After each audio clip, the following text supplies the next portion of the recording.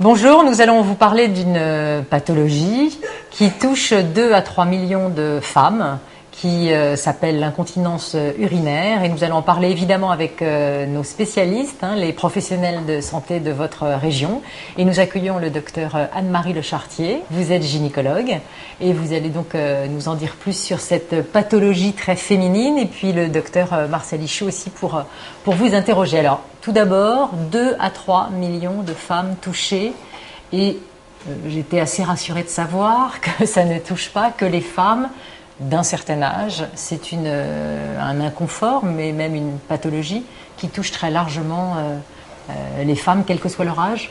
C'est vrai? Alors c'est sûr qu'en avançant en âge, il va y avoir une augmentation de la pathologie, heureusement. Mais bon, il y a des femmes jeunes qui souffrent, puisqu'il y a eu une enquête faite, des questions ont été posées après la sortie de cours de gym en terminale. Oui. Et 60% des filles disaient avoir eu une perte d'urine au moins dans le mois qui précédait. Donc c'est pas encore une incontinence, mais c'est quand même une faiblesse. C'est une fuite. Une fuite, voilà. Donc on estime sur la population féminine qu'une femme sur 3 va fuir côté urinaire, et une femme sur 10 côté anal. Côté anal. Voilà, donc c'est On quand peut même avoir des très fuites important. aussi, donc des fuites anales, qui sont moins importantes que les fuites urinaires, bien sûr. Moins fréquentes. Moins importantes, je pense que dans leur vie c'est plus important. Oui, bien sûr. Voilà, mais moins fréquentes. Voilà. Alors, au fur et à mesure des années, il va y avoir une augmentation, puisqu'il y a les facteurs de risque sont le vieillissement, vont être les grossesses, la ménopause voilà, qui vont intervenir, le port de charge, le sport intensif. Oui, sport de compétition, pas bon du tout pour le périnée. Et pour, le sport est dangereux, on a bien fait de ne pas en faire un peu. Vous voulez me faire plaisir là. Donc pas de sport de compétition si on ne veut pas d'incontinence urinaire, ou du moins il faut éviter le sport trop intensif. Le sport trop intensif, et je lisais aussi en préparant l'émission, ces petites filles qui se retiennent aussi quand elles sont vraiment petites peuvent avoir, parce qu'au niveau des sphincters, on se fait pas du bien aussi. C'est pour ça que d'ailleurs des jeunes filles peuvent être atteintes d'incontinence. Alors, bon, je ne le rangerai pas comme ça. On fait incontinence urinaire, moi je dirais qu'il faut le mettre au pluriel, parce qu'il y a ça regroupe beaucoup de pathologies. Donc la définition, c'est une perte involontaire des urines. Alors dans la perte involontaire des urines, il y a beaucoup de maladies très différentes et qu'on ne peut pas regrouper. Donc ce dont vous parliez de la retenue des urines est beaucoup aggravé, parce que dans notre société, il est connu que boire est bon pour la santé. Alors boire est censé faire maigrir, parce que bon, c'est plus facile de penser qu'il vaut mieux boire que moins manger. Donc on boit, mais pour une femme, boire ne veut pas dire aller uriner, parce que nous n'aimons pas aller aux toilettes. Donc les femmes boivent et se retiennent. Donc elles arrivent à dilater leur vessie. C'est pas bon du tout de se retenir. Non, mais il faut uriner en fonction de ce que vous buvez. Il faut penser que ce qui rentre doit sortir à un moment ou à un autre. D'accord. Voilà, mais pour une fille, ces deux choses ne sont pas du tout associées. Je pense que pour un homme, l'idée... Oui, moi je voulais réagir déjà, parce que c'est pas exclusivement... féminin, c'est vrai. Merci Marcel de nous le rappeler. C'est moins fréquent. Mais... Bon, d'autre part, une chose que je voudrais rappeler, c'est par rapport effectivement au fait de boire. Maintenant, il est attesté qu'on boit quand on a soif, et uniquement quand on a soif, et que le fait de boire beaucoup vous rend les urines plus claires, mais n'a aucune efficacité ni sur le rein, ni sur le poids. Donc ça n'a aucune incidence. C'est des choses qu'on nous a ancrées un peu dans la tête, et notamment les gens qui vendent de l'eau, parce que ça donnerait une image d'une silhouette affinée, etc. C'est complètement faux. Faut pas jouer le chameau à pas boire du tout d'eau, mais il y a un élément simple, et 2 éléments simples qu'on peut rappeler, c'est qu'on boit quand on a soif, et on pisse quand on a envie d'uriner. C'est relativement simple, et évidemment, si ça vient malgré soi, là on parle d'incontinence et de fuite.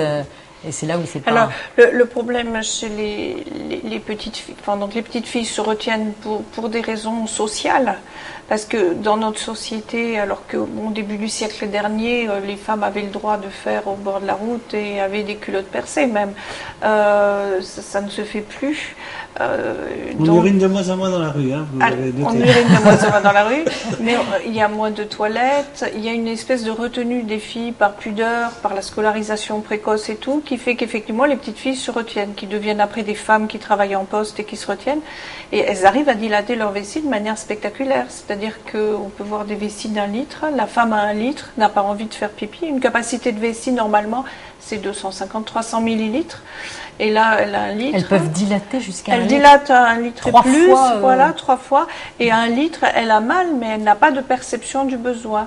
Donc, ne percevant plus le besoin, elle va développer d'autres pathologies liées au surpoids de cette vessie, parce qu'un litre d'eau, c'est 1 kilo, quoi. Donc, elles vont avoir des descentes, on appelle des prolapsus ou descentes d'organes, entre guillemets, qui sont liées à ces excès. Enfin, à l'idée que ce n'est pas du tout associé dans la tête d'une fille, l'idée de la prise de liquide et l'idée de l'élimination du liquide. C'est 2 cases différentes. Donc, effectivement, si on arrive à des idées plus simples, voilà. Moi, c'est vrai que je dis souvent en consultation, si boire faisait maigrir, je serais mince. En général, j'ai un fou rire en face. Voilà, c'est très désagréable, merci. C'est pas bien du tout. C'est pas bien du tout. Alors, vous parlez de l'incontinence et de ces fuites urinaires. Alors, quelle quantité, parce que là, vous nous avez parlé d'1 litre quand même dans la vessie de cette femme, c'est important. Pour une prise d'1 litre, c'est 4 mictions, puisqu'il ne faut pas mettre plus du quart de litre dans la vie quotidienne. Donc voilà. Donc vous analysez ce que vous buvez et vous voyez si vous pouvez aller aux toilettes en proportion. Et donc sur 1,5 litre de prise liquidienne, c'est 6 mictions.